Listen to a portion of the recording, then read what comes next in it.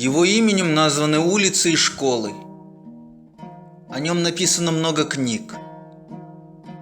Ученый, историк, разведчик российской императорской армии, патриот, путешественник.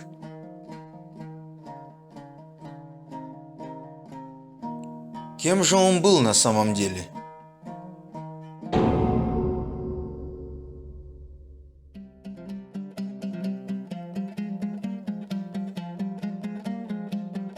Некоторые казахстанцы считают Уалиханова приспособленцем, который работал на Российскую империю. Но давайте посмотрим на самые известные события в его жизни. Уалиханов окончил кадетский корпус в Омске. Он был продуктом русского образования. Был талантливым ученым.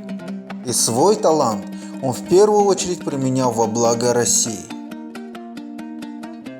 Закончив учебу в кадетском корпусе, Шокан был на отличном счету военных и педагогов. Ему сулили большое будущее. Он был хорошим художником, картографом, исследователем, путешественником, этнографом. Его назначили адъютантом генерал-губернатора Западной Сибири Густава Гасфорда. К тому же он был чингизидом, что имело большое значение у тюркских народов даже в XIX веке. Чингизид – это прямой потомок Чингисхана. Только прямые потомки наследовали высшую власть в казахских степях. Так повелось еще со времен Монгольской империи. И российские власти считали, что Шоқан может стать замечательным проводником русской культуры в Средней Азии.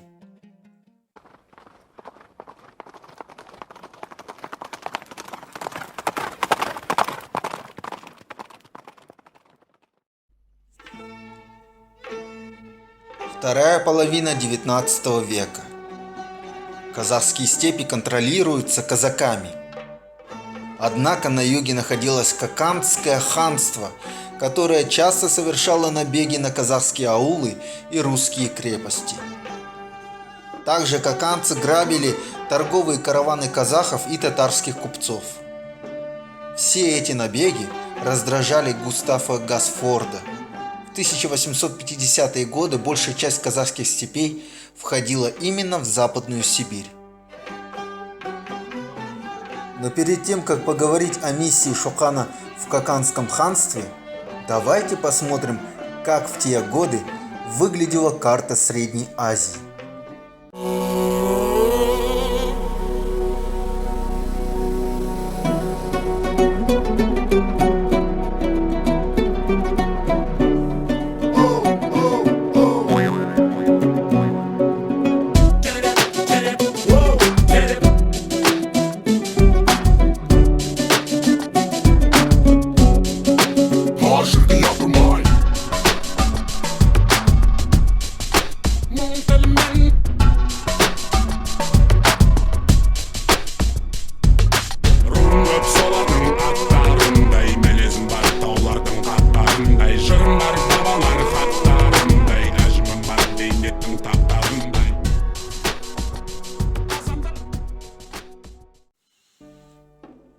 И вот уже в 1855 году Шокан Уалиханов отправляется в Коканд с целью разведки территории.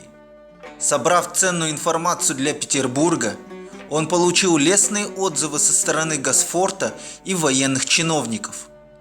Уже в 1856 году Шоқан получил звание поручика, а ведь ему на тот момент исполнилось всего 21 год.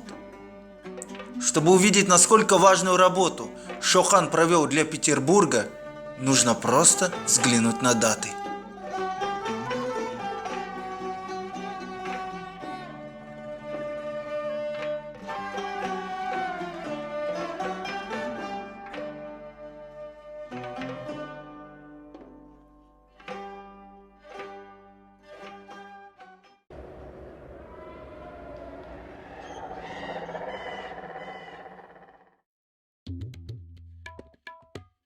Успешная миссия в Коканде сменяется через несколько лет новым заданием. На этот раз дело обстоит намного серьезнее. По заданию Петербурга Валиханова отправляют в Кашгар.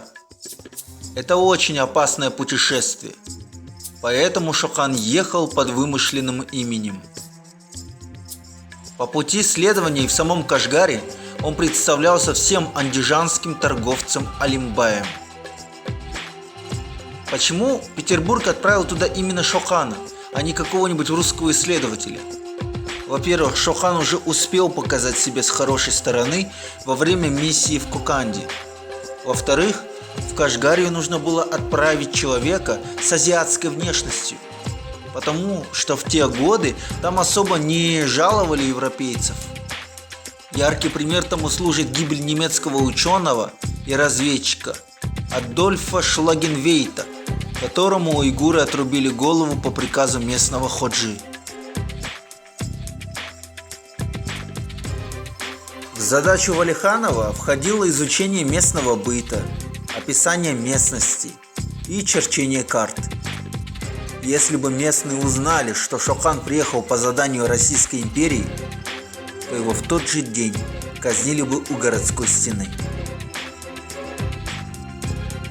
Но в итоге задание было выполнено успешно, и Шоқан вернулся в Россию с полученной информацией.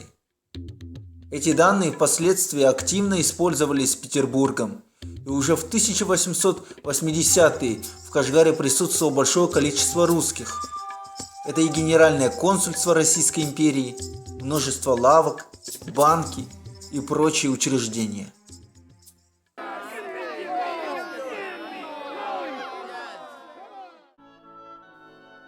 После успешной поездки в Кашгар Шоқан 2 года жил в Петербурге, где по личному распоряжению императора Александра II был награжден орденом Святого Владимира и повышен в чине до штабс-ротмистра. Однако климат в Петербурге негативно сказался на здоровье Шокана. У него обострились проблемы с ранее приобретенным туберкулезом. Так что Валиханов вскоре вернулся в Казахстан, где выставил свою кандидатуру на пост старшего султана Атбасарского округа. На тот момент поддержки у Шокана в западносибирском генерал-губернаторстве уже не было. Гасфорд был смещен годом ранее, а новый генерал-губернатор имел свои интересы. Да и злые языки поговаривали, будто Шоқан симпатизировал оппозиции. Плюс ко всему, во второй половине XIX века в казахских степях сформировался новый пласт знати, которая делала вызов старой аристократии. А Шоқан был как раз представителем старой аристократии. И еще, у Шокана было много врагов и недоброжелателей в казахских землях.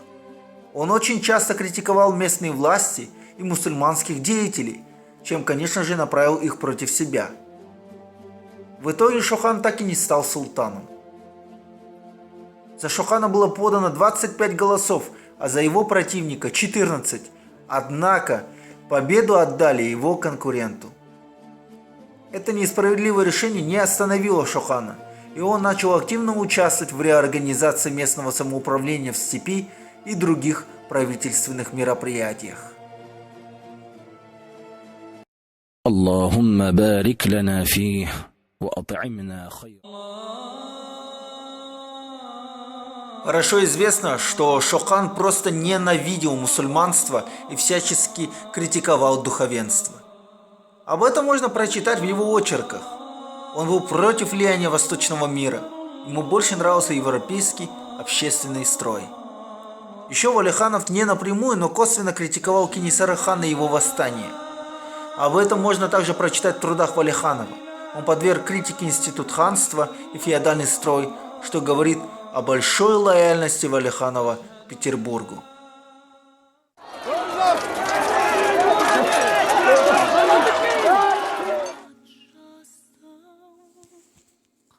В 1864 году Шокан вернулся в Коканское ханство фактически 9 лет спустя.